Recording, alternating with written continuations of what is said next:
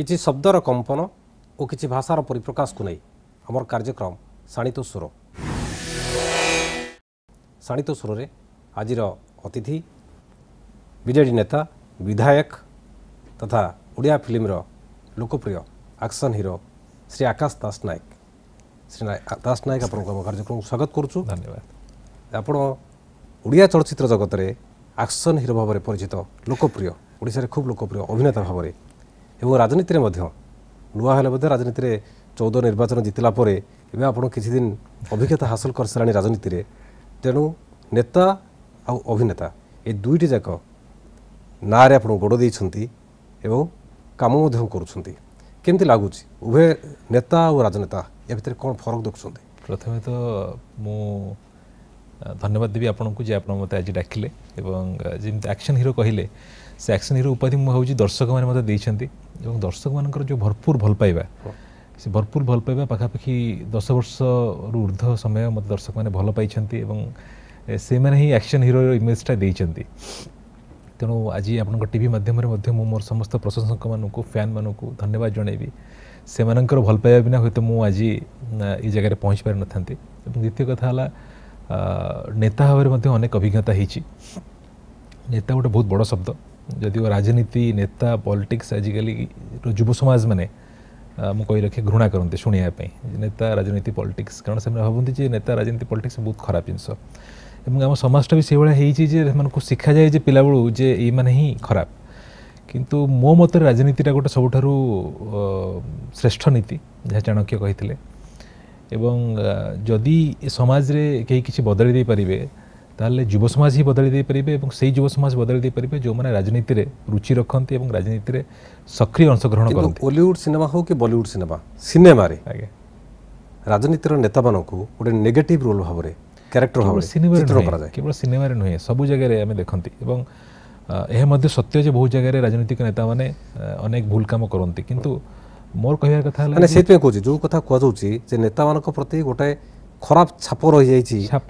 केवल सिनेमा पई नुहे हम कहिबी केवल सिनेमा पई नुहे साहित्य हो डे टू डे लाइफ रे हमें देखु जे अधिकांश जगह रे हमें खबर पाउ जे अमुक जगह रे अमुक खराब काम हैला बा अमुक जगह रे अमुक दुर्नीति होउची भ्रष्टाचार होउची एवं डायरेक्टली हो बा इनडायरेक्टली हो अनेक जगह रे नेता मानक चित्र दायी करा जाय एवं एथिर मध्ये किछटा सत्यता मध्ये रहिची किंतु मोर कहया कथा एठी अछि जे सबु समस्त खराब नहंती अनेक जन भलो नेता अछंती अनेक जन भलो निष्ठापर भाबरे काम करछंती। मोर 4 वर्ष भीतर अभिज्ञता देखुची जे अनेक जन नेता नेतृस्थानीय लोक मन अछन जे बहुत भलो काम करछंती राति दिन परिश्रम करछंती। सबुठ बड़ उदाहरण तो आम आखि आगे अछंती हमर माननीय मुख्यमंत्री नवीन पटनायक जी की दीर्घ एते वर्ष धरी निष्ठापर भाबरे काम करछंती कोनोसी कलंकर टिका सब सत्य नाही नेता मानक प्रति कोन पे खराब धारणा रहिची देखंतु नेता माने की काम करंती माने गोटे मोटा मोटी मोर मोर कहया उद्देश्य सब सेक्टर रे किछि भल लोक अछंती किछि खराब लोक अछंती राजनीति रे बतन सही अवस्था सबुठारु अधिक पावरफुल वर्तमान समय हला जे हमें यदि गोटे गणतांत्रिक राष्ट्र देखिबा निश्चित भाव नेता माननको ऊपर ऑफिसर माननको ऊपर अनेक गुरुदायित्व रहिछि यदि न्यायपालिका एवं सांबादिकता गणतंत्र आउ दुटी स्तंभ किंतु सक्रिय भाव देखिया गले देश चलाउचंती नेता माने एवं ऑफिसर माने अनेक समय जिते भूल भटका हुए अनेक समय भूल भटका से समय निश्चित भाव आंगुड़ी उठा स्वाभाविक एइथिपई मु भाबुची जे नेता माने जेहेतु पब्लिक लाइफ रे रुहंती जो निर्वाचन जीतिकी आसिବାକୁ पड़े मानक लोक मानक जो कथा कही थांती जो प्रतिश्रुति दे थांती से प्रतिश्रुति पूरा करिवारे विफल होंती सेइथिपई गोटे बोधे भाबते जे कथा कहि देई गले हां हां कर देले हां एटा करबू सेटा करबू किंतु भोट सरी गला निर्वाचन जीतिले तापरे लोक मानक भूल सेइथिपई मु भाबुची ओते वर्ष वर्ष धरी केवल सेटा नुहे अनेक जगह रे अनेक मु कहिबी जे निश्चित भाव आम देश में भ्रष्टाचार दुर्नीति गरीबी एबी भी अच्छी एवं तार अनेक गुड़े कारण अच्छी किंतु निश्चित भाव में स्वाधीनता पर एपर्यंत जो दलगुड़िक शासन क्षमतार थिले सेमाने सेमानकर कार्यकलाप को ठीक भाव निष्ठापर भाव में करना जहाँफल कि एपर्यंत अनेक गुड़े समस्या असमाहित भाव में रही आसी। तो मोर कहया कथा है जे आमे केवल राजनीति नेता पॉलिटिक्स को खराब कहीकि घरे बसीगले हेनी जो माने विभिन्न क्षेत्र में भावुंट आम कि जो मैंने भावुंट आम पाखे कि संभावना अच्छी कर सेक्टर को छाड़ी राजनीति सक्रिय योगदान दवा उचित डायरेक्टली हो बा इनडायरेक्टली हो खाली आम घरे बसिकी पेपर पढ़ी कहीदेवा जे राजनीतिटा खराब एवं आम पिलाମାନଙ୍କୁ डाक्तर इंजीनियर करने प्रोत्साहित करवा राजनीति जावाई से विरोध करवा सेमती हेले खराब लोक मैंने राजनीति को आसुवे जगह के खाली रही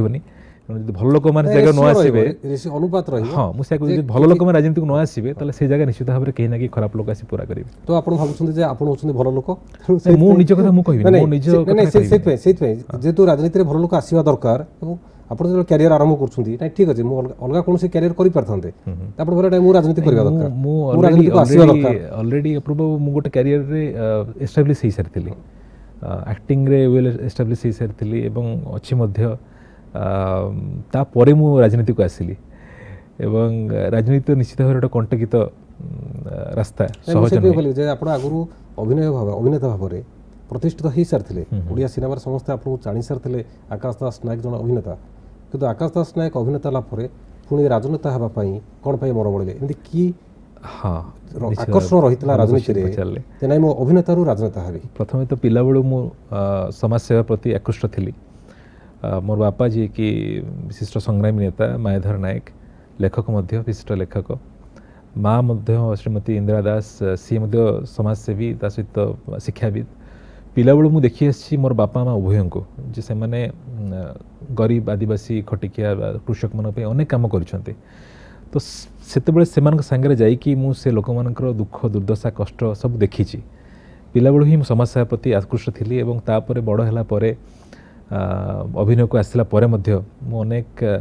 गुड़िए डिजेबल्ड पिलांग पे किसी काम करूली किसी ऑर्फनेज रे काम करूली कि सक्रिय भाव राजनीति रे नथिली गोटे सुजोग जो आसला माननीय मुख्यमंत्री मत देले से सुजोग टी को से भाविली जे मोर जन्मस्थान मोर जो माँ माटी जो जगह जन्म होती गोटे परिवेश थिला घरे जो परिवेश थिला मायाधर नायक आपन बापा मायाधर नायक जो ट्रेड यूनियन लीडर भाव में प्रतिष्ठित थे जाजपुर रे सुकिंदारे तेणु से प्रतिष्ठा से भितर आप देखी केमती संग्राम करा जाए लोक मु विशेषकर दुनियाटा को देखी मु गोटे मखमली दुनिया छड़ा आउ गोटे दुनिया अच्छी जो दुनियाटा हूँ निरला गोटे कृषक दुनिया गोटे आदिवासी दुनिया से केमती चलती खଣି अंचल श्रमिक मैंने कि भाव में चलती तो से दुनिया को देखी एवं मोर मनरे कौट ना कौट इच्छा था कि मुझे किसी करी एवं गोटे समय आसला जो समय कि परिस्थिति क्रमे माननीय मुख्यमंत्री श्रीजुक्त नवीन पट्टनायक मत डाकी सुजोग देते मोर निजर माँ माटी जोटा जो जगह जन्म होती से जगह सेवा करने से सहज नाला डिसीजन माने डिसीजनटा नवा हठात किंतु मु निष्पत्ति नहीं जे मु जो मते आशीर्वाद स्वरूप मत डाकी माननीय मुख्यमंत्री एवं मु ग्रहण करी निर्वाचन मंडल लड़ाई किंतु आकाश बाबू देखिथिबे जे आपनको बापा मायाधर नायक जो दीर्घ वर्ष धरी स्ट्रगल करते ट्रेड यूनियन कथा कहते शोषण विरुद्ध में लड़ाई करते मेहनती मनीषर कथा कहते किंतु ता सत्वे जदि से एते काम करुले श्रमिक मान स्वार्थ कहते विकास कथा कहते ता सत्वे सी भोट पॉलिटिक्स रे फेल्योर हो विफल देखो भोट पॉलिटिक्स से राजनीति गोटे डिफरेंट कथा है मुझे कथा कहूँ आपको जन्म माटी निर्वाचन मंडल कथा आसूसी से आप टिकेट पाइले निर्वाचन लड़ी विजु जनता दल कहूँ चाहूँगी किंतु मायाधर नायक हारीगले कौन पाए मायाधर नायक हारी ना मो मतरे मायाधर नायक जो पर्यंत ओडिशा राजनीति थिबो साहित्य थिबो लोक मैंने मायाधर नायक को निश्चित भाव में गोटे सम्मान दृष्टि देखिए और संग्रामी नेता हिसाब से मन पकेबे एवं बापा एवं मुझे सक्रिय राजनीति में नहांती किंतु लेखालेखी अच्छा अनेक गुड़े लेखालेखी करुँच किंतु सी से समय सक्रिय राजनीति को आसी ना अनेक समय विजु बाबू बापा को बहुत भल पाती बहुत स्नेह करती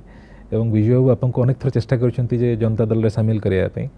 किंतु बापा जेहेतु गोटे सोशलिस्टिक कम्युनिस्ट माइंड थे से आरंभ ही गोटे भिन्न पथा बाछि नहीं निज तेणु से रास्तार निश्चित भाव में अधिक कंटकित कारण जो मैंने बापा को निजर पाखर देखी जानी से राजनीति निर्वाचन में छिड़ा बारंबार प्रार्थी है बापा हारिबा पर आपण केमिति चाहिए जे मु भी राजनीति रे आसीबी एवं सक्सेस हेबी से हारिबा क्षेत्र आपन डिस्करेज करनी नै मु राजनीति करिबी केबे डिस्करेज करिनी मो मतरे से परिस्थिति गोटे भिन्न थिला बापा परिस्थिति भिन्न थिला से समय पारिपार्श्विक परिस्थिति भिन्न थिला मो समय परिस्थिति भिन्न थिला एवं निश्चित भाव में बापांकर गोटे लोक मान बापा प्रति भल पाइबा माननीय मुख्यमंत्री आशीर्वाद मो उपरे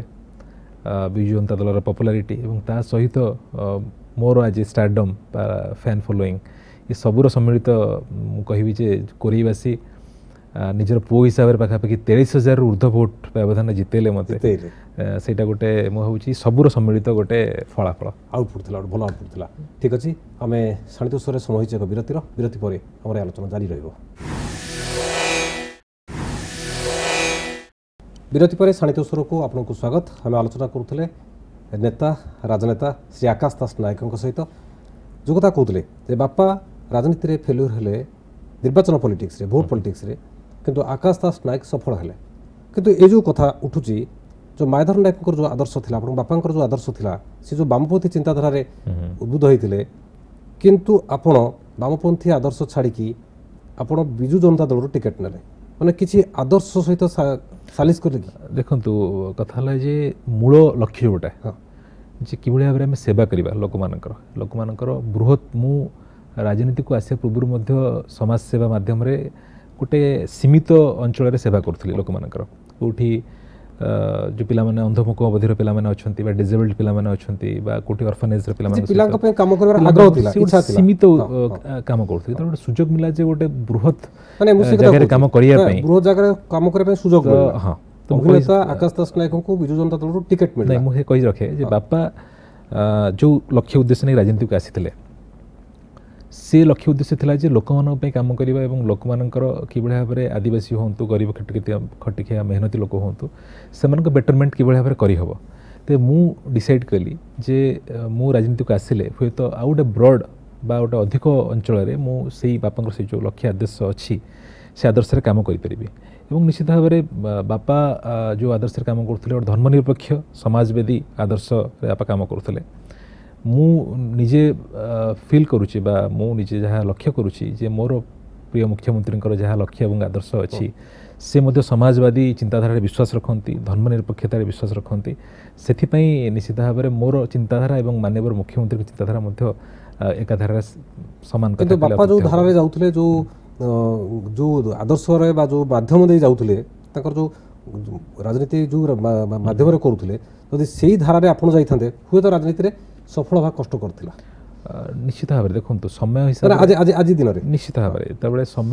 ହିସାବରେ ଆମେ ଦେଖିବା ଅନେକ କିଛି ପରିବର୍ତ୍ତନ ଘଟେ। ଗୋଟେ ସମୟରେ ଆମେ ଭାବୁଥିବା ଯେ ଏଇ ଘଟଣାଟା ହିଁ ଘଟିବ, କିନ୍ତୁ ତାପରେ ହୁଏତ ସେ ସମୟ ଏବଂ ପାରିପାର୍ଶ୍ୱିକ ପରିସ୍ଥିତି ବଦଳି ଯାଇପାରେ। ମୋତେ ଲାଗେ ଯେ ଆମ ପ୍ରିୟ ମୁଖ୍ୟମନ୍ତ୍ରୀ ଯେଉଁଭଳି ଭାବରେ କାର୍ଯ୍ୟ କରୁଛନ୍ତି, ଅନେକ କିଛି କାର୍ଯ୍ୟ କରୁଛନ୍ତି। ଆପଣମାନେ ଅଳ୍ପ ଦିନ ତଳେ ଶୁଣିଥିବେ ଯେ ବସ୍ତି ବାସିନ୍ଦାକୁ ସେ ଯେଉଁଭଳି ଭାବରେ ଘର ପ୍ରଦାନ କଲେ ବା ନିଜର ଜାଗା ଦେବା ପାଇଁ ଗୋଟେ ପ୍ରତିଶ୍ରୁତି ଦେଇଛନ୍ତି ବା ଗୋଟେ ଅଧିକାର ସାବ୍ୟସ୍ତ ହେବ ବସ୍ତି ବାସିନ୍ଦାମାନଙ୍କ ଜାଗା ଉପରେ। ମୁଁ ତ ଭାବୁଛି ଏଇଟା ସମଗ୍ର ବିଶ୍ୱ ପାଇଁ ଗୋଟେ ନୂତନ କଥା ଏବଂ ଉଦାହରଣ ସୃଷ୍ଟି ହେବ। ତେଣୁ ଯେଉଁ ଲକ୍ଷ୍ୟ ଆଦର୍ଶ ଥିଲା ବାପାଙ୍କର ଯେ କିଭଳି ଭାବରେ ଗରିବ ଲୋକମାନଙ୍କର ଉନ୍ନତି ହେବ, ସାଧନା ହେବ, ତେଣୁ ସେ ଲକ୍ଷ୍ୟ ଆଦର୍ଶ ସେଇ ଧାରାରେ ସେଇ ଦଳରେ ବା ସେଇ ରାଜନୈତିକ ଆଦର୍ଶ ନହେଲେ ମଧ୍ୟ ଯେଉଁ ପାର୍ଟିରେ ଯୋଗ ଦେଲେ ସେ ପାର୍ଟି ଦ୍ୱାରା ଆପଣ ଲକ୍ଷ୍ୟ ସାଧନ ହୋଇପାରିଲା, ଉଦ୍ଦେଶ୍ୟ ସାଧନ ହୋଇପାରିଲା। ମୂଳ କଥା ହେଉଛି ସେଇଟା ଯେ କିଭଳି ଭାବରେ ଆମେ ଗରିବ ଲୋକମାନଙ୍କ ପାଇଁ ବା ଯେଉଁମାନେ ନିଡି ଲୋକମାନେ ଅଛନ୍ତି, ଯେଉଁମାନେ ସମାଜରେ ମୁଖ୍ୟ ସ୍ରୋତରେ ନାହାନ୍ତି, ସେମାନଙ୍କ ପାଇଁ କିଭଳି କାର୍ଯ୍ୟ କରିହେବ। କିନ୍ତୁ ଓଡ଼ିଆ ସିନେମାର ଆକ୍ସନ ହିରୋ ଆକାଶ ଦାସ ନାୟକ ଯେଉଁ ରାଜନୀତିରେ ପାଦ ଦେଲା ପରେ, ରାଜନୀତିରେ 4 ବର୍ଷ ହୋଇଗଲାଣି ଏବେ କୋରେଇର ବିଧାୟକ ହେବାର, ତା ଭିତରେ କି ଆକ୍ସନ ହିରୋ ଭାବରେ କି କାମ କରିଛନ୍ତି? ଅନେକ ଗୁଡ଼ିଏ ଆମେ ଯେଉଁ ସିନେମାରେ ଆକ୍ସନ ଦେଖେଇବା, ଡାଇଲଗ୍ସ ଡାଇରେକ୍ଟରଙ୍କ ନିର୍ଦ୍ଦେଶରେ କାମ କରିବା, ଲୋକମାନେ ଆଉ ରିଅଲ ଲାଇଫରେ ସିନେମାରେ ହିରୋମାନଙ୍କୁ ହିରୋ ବୋଲି ଭାବନ୍ତି, କିନ୍ତୁ ମୋ ମତରେ ଯେଉଁମାନେ ପ୍ରକୃତରେ ଲୋକମାନଙ୍କ ପାଇଁ କାମ କରନ୍ତି, ଲୋକମାନଙ୍କର ସେମାନଙ୍କୁ ପ୍ରକୃତରେ ହିରୋ ଆଖ୍ୟା ଦେବା ଉଚିତ। ଏବଂ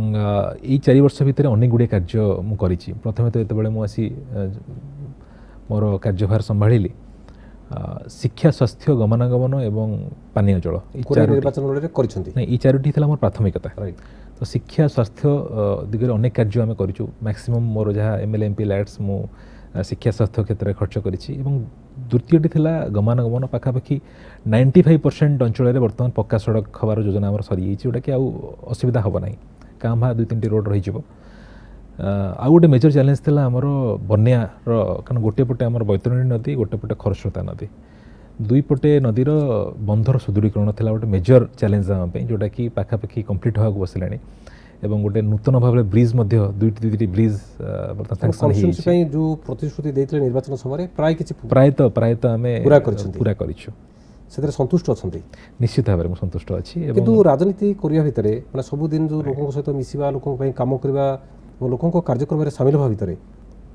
ଅନ୍ୟପଟରେ ଓଡ଼ିଆ ସିନେମା ପାଇଁ କେତେ ସମୟ ଦେଇପାରୁଛନ୍ତି ମାନେ ସମାନ୍ତରାଳ ଭାବରେ କମିଯାଇଛି ଦୁଇଟା ଯାକ କାମ କରିପାରୁଛନ୍ତି କି ନାଇଁ ସତ କଥା କହିବାକୁ ଗଲେ ଓଡ଼ିଆ ସିନେମା ପ୍ରତି ମୋର ନିଶ୍ଚିତ ଭାବରେ ମୁଁ ଅବହେଳା କରିଛି ଏବଂ ମୋ ଫ୍ୟାନ୍ମାନଙ୍କ ପାଇଁ ଅବହେଳା କରିଛି ସେମାନେ ମୋତେ ଯେତେ ସିନେମାରେ ଦେଖିବାକୁ ଚାହୁଁଥିଲେ ସେତେ ସିନେମାରେ ମୁଁ ଅଭିନୟ କରିପାରେ ନାହିଁ ବୋଧେ 4 ବର୍ଷ ଭିତରେ ମୋର 2-3ଟି ସିନେମା ହେଇଥିବ ଜଷ୍ଟ ମହବ୍ବତ ଏବଂ ଅଗସ୍ତିଆ ଏବେ 4 ଇଡିୟଟ୍ସ ବୋଲି ଗୋଟେ ଫିଲ୍ମ ସୁଟିଂ ଚାଲିଛି ଏବଂ ଆଉ ଗୋଟେ ଦୁଇଟା ସିନେମା ଛାଡ଼ିକି ମୁଁ ବେଶୀ ସିନେମା ଦେଇପାରେ ନାହିଁ ସମୟ କିନ୍ତୁ ଯଦି ଦେଖାଯିବ ଆପଣ କଥା ଦେଖିବେ ଲକ୍ଷ୍ୟ କରୁଥିବେ ଯେ ଜାତୀୟ ରାଜନୀତି ହଉ ବା ରାଜ୍ୟ ରାଜନୀତି ବହୁ ଚଳଚ୍ଚିତ୍ର ଅଭିନେତା ଆସିଛନ୍ତି ରାଜନୀତିକୁ ଆସିଛନ୍ତି କିନ୍ତୁ ସଫଳ ବହୁତ କମ୍ ହେଇଛନ୍ତି ଅଭିନେତା ମାନେ ରାଜନୀତିରେ ନେତା ଭାବେ ସଫଳ ହେବା ସେମାନଙ୍କ ସଂଖ୍ୟା କମ୍ ଦେଖନ୍ତୁ ପ୍ରଥମ କଥା ଗୋଟେ ସିରିୟସନେସ୍ ରହିବା ଦରକାର ରାଜନୀତି ପାଇଁ ଗୋଟେ ଅଙ୍ଗୀକାରବଦ୍ଧତା ଗୋଟେ ପ୍ରତିଶ୍ରୁତିବଦ୍ଧତା ରହିବା କଥା ଲୋକମାନଙ୍କ ପାଇଁ କାମ କରିବା ପାଇଁ ଏବଂ ଯେଉଁମାନେ ଅଭିନେତା ଭାବରେ ଆସନ୍ତି ବାହାରୁ ସେମାନେ ଗୋଟେ ମଖମଲି ଦୁନିଆରୁ ଆସନ୍ତି ନିଶ୍ଚିତ ଭାବରେ ବହୁତ ଗୋଟେ ଗାଡ଼ିରୁ ବାହାରିଲା ମାନେ ଲୋକ ଛତା ଧରିକି ଅପେକ୍ଷା କରିଥାନ୍ତି ଖରା ନ ପଡ଼ୁ ବୋଲି ଏବଂ ଇଏ ଗୋଟେ ପ୍ରାକ୍ଟିକାଲ ଦୁନିଆ ଏଠି ପରିଶ୍ରମ ଦରକାର ଏଠି ଲୋକଙ୍କ ସହିତ ସେମାନଙ୍କ ସମସ୍ୟା ବୁଝିବା ପାଇଁ ଧୈର୍ଯ୍ୟ ଦରକାର ଏବଂ ସତ କଥା କହିବାକୁ ଗଲେ ବହୁତ କମ୍ ଜଣ ସଫଳ ହେଇଛନ୍ତି କିନ୍ତୁ ଯେଉଁମାନେ ସଫଳ ହେଇଛନ୍ତି ବହୁତ ସଫଳ ହେଇଛନ୍ତି ମୁଁ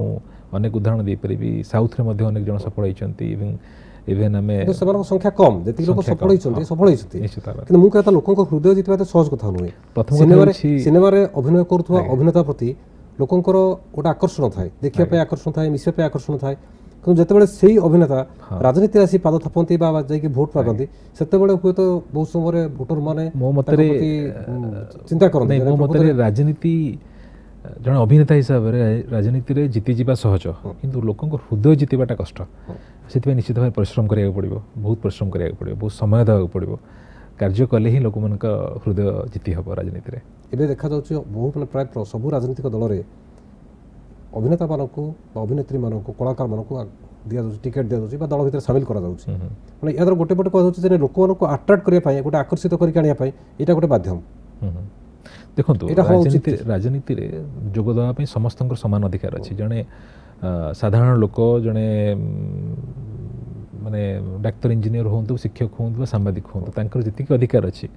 ଜଣେ ଅଭିନେତାର ମଧ୍ୟ ସେତିକି ଅଧିକାର ଅଛି ଏବଂ ଓଭିୟସଲି ପଲିଟିକାଲ ପାର୍ଟିଜ ମାନେ ଅଧିକାର ଅଛି କିନ୍ତୁ କାମ କରିବା ଦରକାର କିଏ କାମ କେତେ କରିପାରିବ ସେଇ କଥା କହୁଛି ଯେ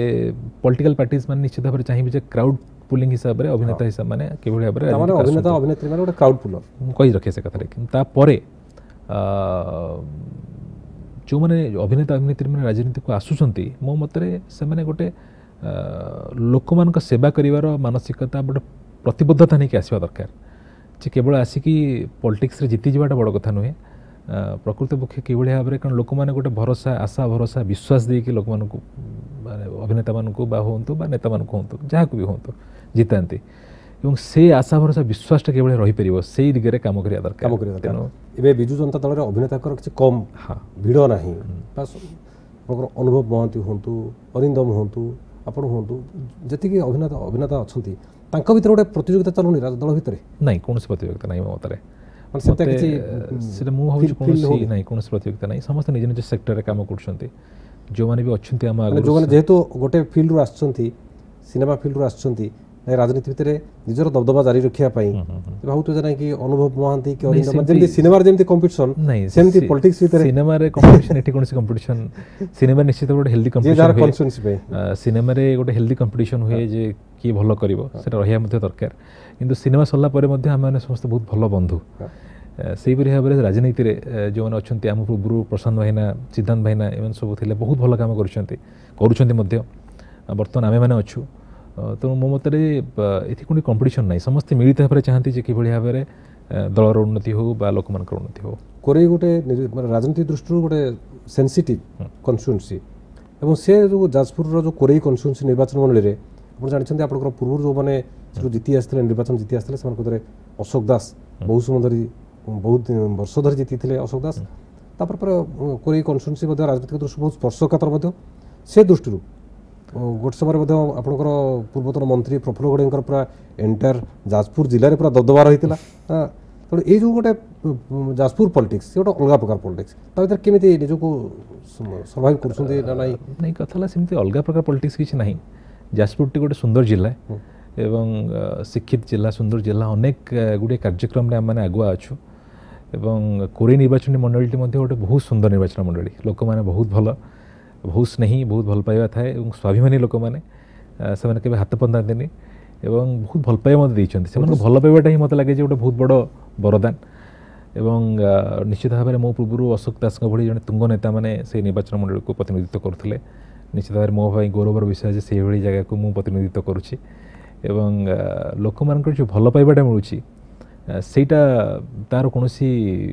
ପ୍ରତ୍ୟୁତ୍ତର ନାହିଁ। ମୁଁ ଯେତେ କାମ କଲେ ସମୟରେ ଆପଣଙ୍କ ବାପା ମାୟାଧର ନାୟକଙ୍କ ସହିତ ପ୍ରଫୁଲ୍ଲ ଗଢ଼ିଙ୍କର ଗୋଟେ ପୁରା ରାଜନୈତିକ ପ୍ରତିଯୋଗିତା ଚାଲିଥିଲା ସୁକିନ୍ଦା ନିର୍ବାଚନ ମଣ୍ଡଳୀରେ। ସେ ତ ନିଶ୍ଚିତ ଭାବରେ ସେ ସମୟରେ ଗୋଟେ ସୁକିନ୍ଦାରେ ଚାଲିଥିଲା, ସେ କୋରେଇକୁ ବି ପ୍ରଭାବିତ କରୁଥିଲା। ନାଇଁ ଗୋଟେ ସେ କଥା ହେଲା ପଲିଟିକାଲ ଆଇଡିଓଲୋଜିକୁ ନେଇକି ସେତେବେଳେ ଫାଇଟ୍ ହେଉଥିଲା ଏବଂ ସେ ସମୟ ତ ବର୍ତ୍ତମାନ ଅତୀତ ହେଇଯାଇଛି, ବର୍ତ୍ତମାନ ଆଗକୁ ଯିବାର ସମୟ ଅଛି ଏବଂ ମୋ ଆଗରେ ମୁଁ ଦେଖୁଛି ଯେ ଗୋଟେ ପ୍ରଫୁଲ୍ଲ ଗଡ଼େଇ ମଧ୍ୟ ରାଜନୀତିରୁ ପ୍ରାୟ ନୀରବ ହୋଇଯାଇଛନ୍ତି। ଏବେ ତାଙ୍କ ପୁଅ ରାଜନୀତିରେ ଅଛନ୍ତି, ଆପଣଙ୍କ ବାପା ମଧ୍ୟ ରାଜନୀତିରୁ ଟିକେ ଦୂରେଇ ଗଲେଣି, ଆପଣ ସକ୍ରିୟ ଅଛନ୍ତି। ତେଣୁ ଯେଉଁ ଉତ୍ତରାଧିକାରୀ ଭାବରେ ଆପଣଙ୍କର କେମିତି ସମ୍ପର୍କ ରହିଛି? ନାଇଁ ବହୁତ ଭଲ ସମ୍ପର୍କ ରହିଛି ଏବଂ ମୁଁ ଭାବୁଛି ଯେ ସମସ୍ତେ ନିଜ ନିଜ ଅଞ୍ଚଳ ଭିତରେ କାର୍ଯ୍ୟ କରୁଛନ୍ତି। ସେ ତାଙ୍କ ଅଞ୍ଚଳରେ ଭଲ କାର୍ଯ୍ୟ କରୁଛନ୍ତି, ମୁଁ ମୋ ଅଞ୍ଚଳରେ କାର୍ଯ୍ୟ କରୁଛି ଏବଂ ସେ ଶତ୍ରୁତା ପୂର୍ବ ଶତ୍ରୁତା ମୁଁ ଭାବୁଛି କୌଣସି ମୋତେ କୌଣସି ଶତ୍ରୁତା ନାହିଁ। ପାର୍ଟି ଭିତରେ ସେମିତି କିଛି ଇନଭାଇଟିଂ ଫିଲିଂସ୍ ନାହିଁ, ଆଦୌ ନାହିଁ। ପାର୍ଟି ଭିତରେ କୌଣସି ଇନଭାଇଟିଂ ନାହିଁ। ସମସ୍ତେ ମିଳିତ ଭାବରେ କାମ କରୁଛନ୍ତି କିଭଳି ଭାବରେ ବିଜୁ ଜନତା ଦଳର ଡେଭଲପମେଣ୍ଟ ହେବ ଏବଂ ଆଗାମୀ ଦିନରେ ମାନ୍ୟବର ମୁଖ୍ୟମନ୍ତ୍ରୀଙ୍କ ହାତ ମୁଠାକୁ ଆଉ ଟାଣ କରିବ। ଏବେ ଆପଣଙ୍କର କ'ଣ ଆଗକୁ ଅପକମିଂ ଫିଲ୍ମ କ'ଣ ଆସୁଛି? ଏବେ ରଜରେ ଗୋଟେ ଫିଲ୍ମ ରିଲିଜ୍ ହେବାକୁ ଯାଉଛି, 4 Idiots, ଗୋଟେ ପୁରା ଫ୍ୟାମିଲି ଏଣ୍ଟରଟେନିଂ କମେଡି ମୁଭି, ଯେଉଁଥିରେ କି ମୁଁ ଗୋଟେ ଆକ୍ସନ୍ ହିରୋରୁ ଇଏ ଗୋଟେ ଟିକେ ହାଲକା ଫୁଲକା ତ କୌଣସି ଫାଇଟ୍ ମୁଁ କରିନି ଏବଂ ଏଥିରେ ଭରପୁର କମେଡି କରିଛି। କ'ଣ ସ୍ୱପ୍ନ କ'ଣ ଦେଖିଛନ୍ତି, ମାନେ ରାଜନୀତି ବା ସିନେମାରେ କ'ଣ ସ୍ୱପ୍ନ ଦେଖିଛନ୍ତି? ମାନେ କ'ଣ ସ୍ୱପ୍ନ ଅନେକ ଅଛି। ରାଜନୀତିରେ ମୋର ସ୍ୱପ୍ନ ଅଛି ଯେ କୋରେଇ ନିର୍ବାଚନ ମଣ୍ଡଳୀକୁ ଗୋଟେ ସର୍ବାଙ୍ଗୀନ ସୁନ୍ଦର ନିର୍ବାଚନ ମଣ୍ଡଳୀ କରିବାର, ଗୋଟେ ବହୁତ ଡେଭଲପଡ୍ ଗୋଟେ ମଡେଲ ନିର୍ବାଚନ ମଣ୍ଡଳୀ ଗଢ଼ି ତୋଳିବା ପାଇଁ ମୋର ଇଚ୍ଛା ଏବଂ କେବଳ କୋରେଇ ନୁହେଁ ସାରା ଓଡ଼ିଶାବାସୀଙ୍କ ପାଇଁ ସେବା କରିବାକୁ ମୋର ଇଚ୍ଛା ଅଛି। ଏବଂ ସିନେମା ଇଣ୍ଡଷ୍ଟ୍ରିରେ ମୋର ସ୍ୱପ୍ନ ଯେ କେବଳ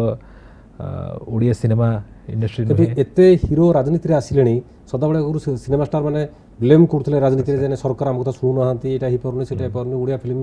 ଭଲ ହେଇପାରୁନି, ଭଲ ସିନେମା ହେଇପାରୁନି, ଓଡ଼ିଆ ସିନେମା ଭଲ ଭିତ୍ତିଭୂମି ନାହିଁ, ଷ୍ଟୁଡ଼ିଓ ନାହିଁ, ଏସବୁ କଥା କହୁଥିଲେ। ଏବେ ଓଡ଼ିଆ ରାଜନୀତିରେ ବା